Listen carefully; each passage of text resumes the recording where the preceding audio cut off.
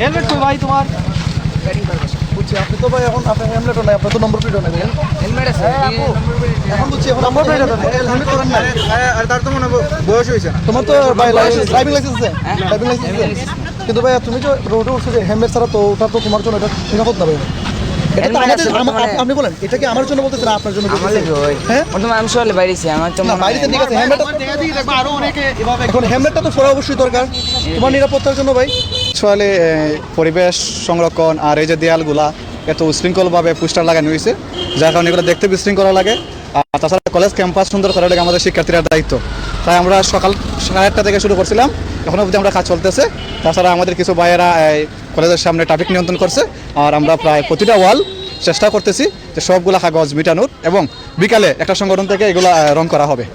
আর আমি সবাইকে, সব শিক্ষার্থীকে আমি আহ্বান করবো যাতে আমাদের সাথে তারা যোগ দেয় এবং আমাদের সহযোগিতা করে। আমাদের প্রত্যাশা থাকবে যে একটি শিক্ষাবান্ধব এবং সমাজ বান্ধব এবং একটা সচেতন দেশ গড়ে তোলা, যে দেশে আমাদের বাক স্বাধীনতা থাকবে, আমরা সুস্থভাবে জীবনযাপন করতে পারবো। নতুন সরকারের কাছে আমাদের প্রত্যাশা এটাই যে আমাদের ছাত্রদের যে দাবিগুলো আছে, বিশেষ করে মানে আমাদের ক্যাম্পাসগুলো ছাত্র রাজনীতি মুক্ত হইতো। এইগুলোর কারণে আমরা যারা হোস্টেলে থাকি কিংবা ছাত্রাবাসে থাকি, আমরা অনেক হয়রানির শিকার হই। দেখা যায় যে একটা মিটিং প্রোগ্রাম হয়েছে, আমাদেরকে মানে জোর করে নেওয়া হয়, বাধ্য করা হয়। একজনের পরীক্ষা 2 দিন পরে তারও নেওয়া হইতেছে। তো এই ধরনের ছাত্র রাজনীতি মুক্ত থাকতো আমাদের ক্যাম্পাসগুলো, আমরা সুষ্ঠু সুন্দরভাবে আমাদের পড়ালেখা চালিয়ে যেতে পারি যেন, এবং আমাদের ভবিষ্যৎ সুন্দর করতে পারি। এই ব্যাপারে মানে নতুন যে সরকার আসছে তারা যেন একটা সজাগ দৃষ্টি রাখে। আশা করি দেশটা ভালোভাবে একটু আমাদের সুশৃঙ্খলভাবে তৈরি করা হইব আমাদের স্টুডেন্টের জন্য এবং দেশের কল্যাণের জন্য। যতটুকু পারা যায় ভালো কিছু করার আশাবাদী আমরা সবাই, এবং রুবারা সবসময় দেশের প্রয়োজনে সবসময় প্রস্তুত আছে। আশা করি এই সুন্দর একটা দেশ গঠন করবো, এটাই আমাদের প্রত্যাশা। আমাদের রাস্তাঘাট পরিষ্কার পরিচ্ছন্ন এবং আমাদের দেশের উন্নয়নের জন্য। না, আমরা এখানে মূলত আমরা যারা স্টুডেন্টরা আছি, রাস্তার নিয়ম শৃঙ্খলাভাবে যাতে গাড়িগুলো চলতে পারে, এই জন্য আমরা স্টুডেন্টরা মিলে এখানে ট্রাফিক আইনের মতো সহায়তা করতেছি। আর এই গোলাপপুরটা মূলত একজন ভাই আমাদেরকে রোডে যাওয়ার সময় আমরা যে ট্রাফিক আইন মানে শৃঙ্খলাবদ্ধ কী করতেছি, এই জন্য একজন ভাই আমাদেরকে ওনার কাছ থেকে মানে একটা গোলাপ ফুল দিয়ে দিয়েছেন এবং অভিনন্দন আমাদেরকে জানিয়ে গেছেন। সরকারের কাছে আমাদের একটাই দাবি, সেটা হচ্ছে আমরা বাংলাদেশটাকে আসলে সুন্দরভাবে দেখতে চাই।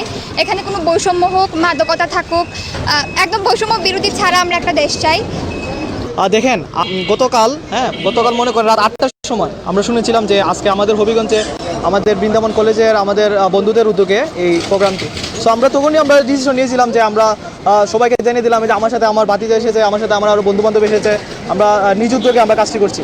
এখন নতুন আপনি জানেন যে গতকাল বাংলাদেশের নতুন সরকার 8টার সময় আপনার কি করছে, এই শপথ গ্রহণ করেছে। এখন নতুন সরকারের কাছে আমাদের এটাই দাবি যে আমাদের প্রত্যেক মানুষ, আমাদের বাংলাদেশে যতজন মানুষ সবার জন্য যেন একই রকম আইন কানুন হয়, এবং আমরা এটাই চাই যে আমাদের বিভিন্ন ক্যাম্পাস, আমরা যারা বিভিন্ন ক্যাম্পাসে, আমি বর্তমান বাংলাদেশ টেক্সটাইল বিশ্ববিদ্যালয় অধ্যয়ন আছি বুটেক্সে। সো আমরা ওইখানে আমরা আমাদের ছাত্র রাজনীতি আমরা নিষিদ্ধ করেছি। আমরা চাই না কোনো ধরনের বৈষম্য সৃষ্টি হোক, কোনো ধরনের অরাজকতা, কোনো ধরনের নাশকতা সৃষ্টি হোক, আমরা এটা চাই না। সো আপনারা আমাদের জন্য দোয়া করেন যেন আমরা সবাই মিলে আমাদের বাংলাদেশটাকে এগিয়ে নিয়ে যেতে পারি। নতুন সরকারের কাছে প্রত্যাশা আমাদের একটাই, আমরা যেন সুন্দরভাবে আমাদের দেশটাকে গঠন করতে পারি, নতুনভাবে তৈরি করতে পারি আমাদের ছাত্র সমাজ দিয়ে। এখানে কোনো দল, বর্ণ, নির্বাচন এগুলো কোনো আমাদের কাছে কোনো বড় কিছু না। আমাদের দিন শেষে আমরা মানুষ, আর আমরা ছাত্র জনতা। আমাদের একটাই নতুন সরকারের কাছে যাবে, আমাদের দেশটাকে দুর্নীতিমুক্ত করতে হবে। আমাদের দেশের মানুষ আজকে দেখেন রাস্তার মধ্যে কাজে নেমে পড়েছে। আমরা কাজে নেমে পড়ছি কেন? এটা এই দেশটা আমাদের দেশটাকে আমাদের হাতে তৈরি করতে হবে। আমরা দায়িত্ব এখন রাস্তাঘাট পরিষ্কার করব।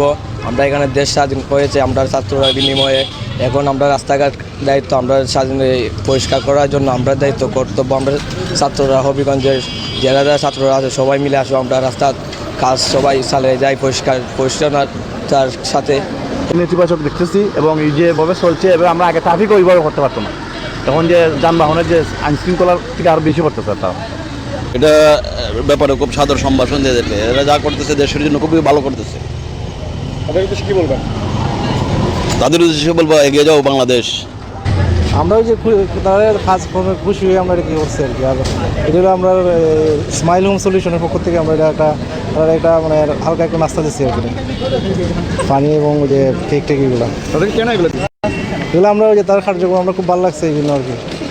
আমরা আসলে যারা দেশের জন্য কোটা আন্দোলন করে যারা দেশটারে পরিষ্কার পরিচ্ছন্ন করছে বা যে ছাত্রছাত্রীরা অক্লান্ত পরিশ্রম করে এই পর্যন্ত, তারা তো অবশ্যই সকালের নাস্তাটাও বন্ধ করতে সুযোগ পায় নাই।